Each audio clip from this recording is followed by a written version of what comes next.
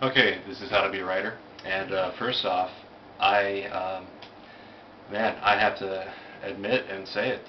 My writing is dull. My writing is not good. So, go figure. I posted it on a couple different websites to get some feedback, and I realized that for my Gang of Daggers story, I really wanted the audience, the people I was writing for, the people who they're going to get the jokes.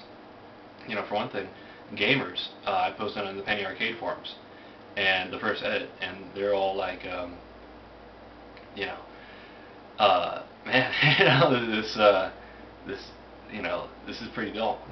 You're way too wordy. Your characters talk too much. They didn't like the descriptions. They didn't like the fights either.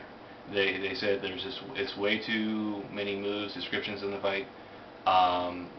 They didn't like how describing exactly every little thing, and I agree. It's like when I read it back sometimes, I myself get like a little lost. Like what was I having my guys do? And I have to rewrite.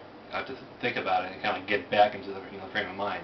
But that's part of it too. Is that I'm because I'm skimming it. I'm trying to read quickly through it. But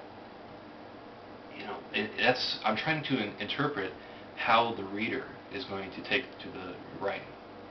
And what I'm thinking too is that, well, I want to try to get something that really nails down the description, but is also as quick, kind of thing. And it's just like, but it's descriptive as well. And so that so the opening descriptions, I try to include a little bit of poetry, and then just get straight into actions. And especially like as the writing continued, I really just kept going right to the action. I was just getting tired of writing, and realized I just wanted to get this one idea out, kind of thing, for that day. So, but man, at least it's still attracting writers to the Yahoo Groups page. Anyways, with that aside, back to business. So how to be a writer. The next franchise I want to tackle, and hopefully my writing style gets better. That's the other thing. But it's just something I've been thinking about, and what I want to try to do is, and this may be just the medium then, is that I'm going to explore the ideas of different forms of government in a fantasy, but history reflexive style. And as a result, so you got to look back at all of history, all of what's going on in the past, and in that case, it's it's religion. The biggest thing about everybody's life, everything everybody's related to, everybody establishes by, goes by. It's what's in the stars. It's what numbers say. It's it's religion. It's supernatural. Really, that's what it is. It's all about the supernatural. And I saw an excellent example of this done in Robin Hood on BBC America. Really neat, kind of show, and it's not too schlocky. It's the central group has a little bit of rubber band to it, but I'm loving the Prince John character. Oh man, it's great. But anyways, they had this Saracen, this Middle Eastern guy come in, and he's dressed differently. He's dressed in in colorful robes, very different than what the people of rural England, poor dirt, living in muck, kind of England, are used to. And so this guy's a wizard to some of the people. He's that different kind of thing. And then on top of that, they find it's a leather mask, and the idea is that you put the pins in it, and it's supposed to the parts of the body that react to the chi lines and this and that. And it's just a bizarre looking torture device.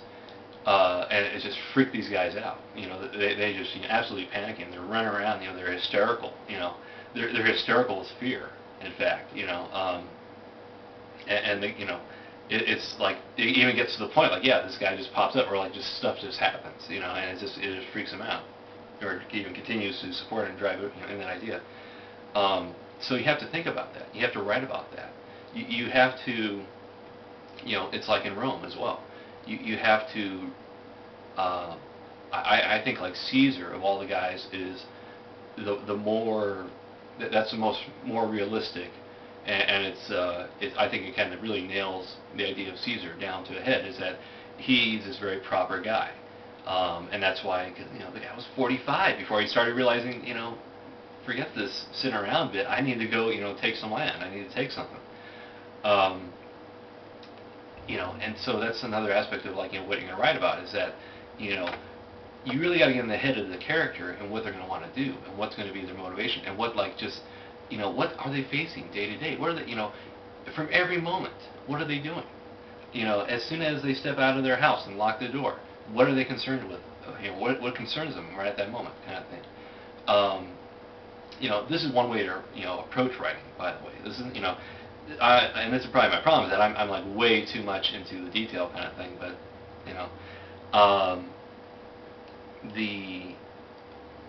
the other idea is that I have to just, construct a society in my mind, which is really difficult. It's really difficult for me to do for sci-fi as well. I mean, I have this idea, this notion of like sci-fi, but the thing is, I have to think about, okay, well, either I have to create a reality, or I can actually use what I think would be our own reality, kind of thing, because I want, whatever tones I throw in there to really have a resonant effect for modern, times. Why not? Because it's better population of your dialogue. You could say, coin that term by the way. Anyways, I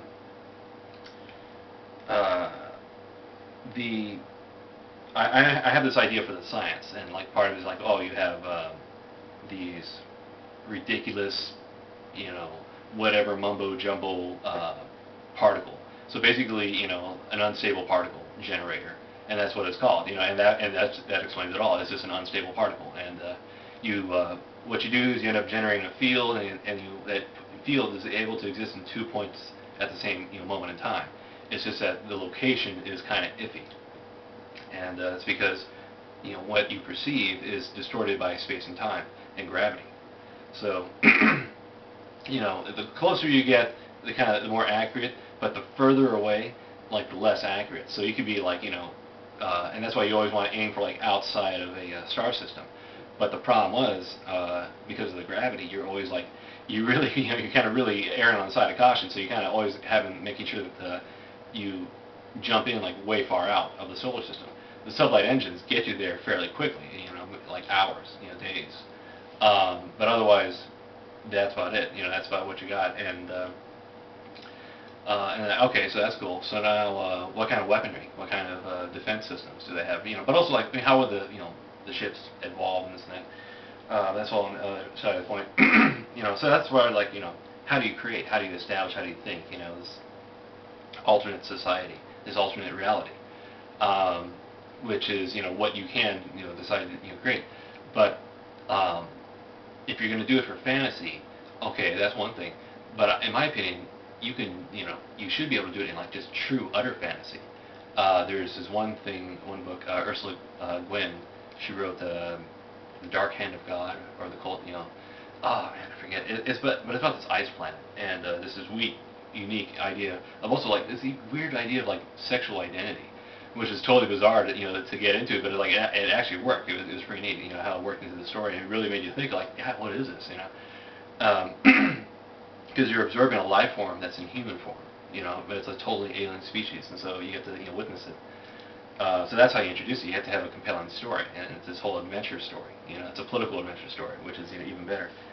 That's what I want to do with my writing. This whole political adventure story, but it's more like, no, these guys are establishing governments. These guys they're going to take a piece of land, they're going to lay claim to an area, and I'm going to describe in detail kind of what these guys are doing day to day, which may be kind of boring, but at the same time, it's like, yeah, this is what these guys would do, and it's like in Rome. So that's why, like, it might be a better screenplay. So, who knows? We'll see. But I have to think about religion. I have to create a religion in my mind. And so, God, what do I do? I could use the pantheon we know, either the Greek or Roman, or I could just like totally translate all of our lexicon of religion, which is actually a lot better and easier for the audience to understand. And then we don't, what liberty? Hey, you're actually positively promoting the religion. So why not? Accuracy too. But anyways.